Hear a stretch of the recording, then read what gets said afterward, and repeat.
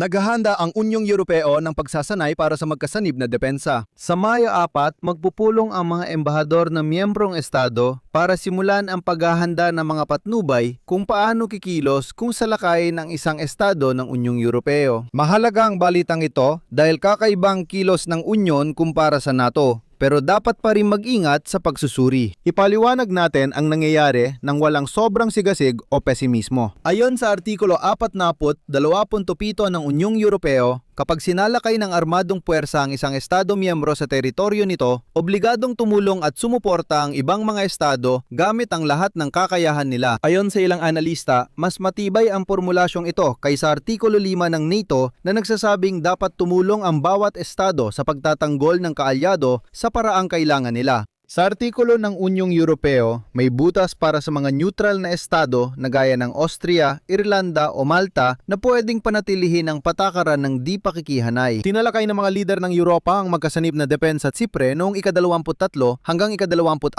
ng Abril. Ayon sa ilang impormasyon, may mga pinuno ng pamahalaan na nag-aalala na ang pagpapalakas ng depensang Europeo ay maaaring makaapekto sa presensya ng Estados Unidos sa kontinente. Ayon sa pananaw na ito, pwedeng bawasan ng Estados Unidos ang ambag nila sa Europa. Lalo na dahil sa mga kontrobersiya ng Administrasyong Trump laban sa mga kaalyadong kulang ang ambag at ayaw sumunod sa Amerika sa bawat galaw nito. Analytical na tinitingnan, kahit may banta si Trump, malabong talikuran ng Estados Unidos ang Europa.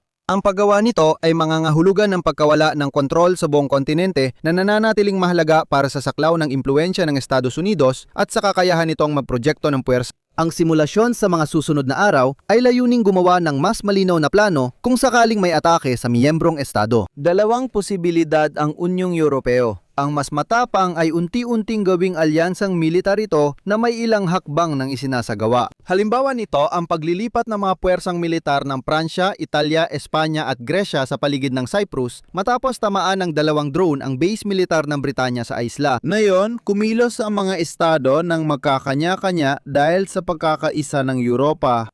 Maaari ring magpasya ang mga miyembrong estado na ang artikulo ng magkasanib na depensa ay dapat mapasailalim sa NATO sa ilang paraan. Kayo, anong palagay ninyo? Tulad dati, may dagdag na impormasyon sa komento o deskripsyon.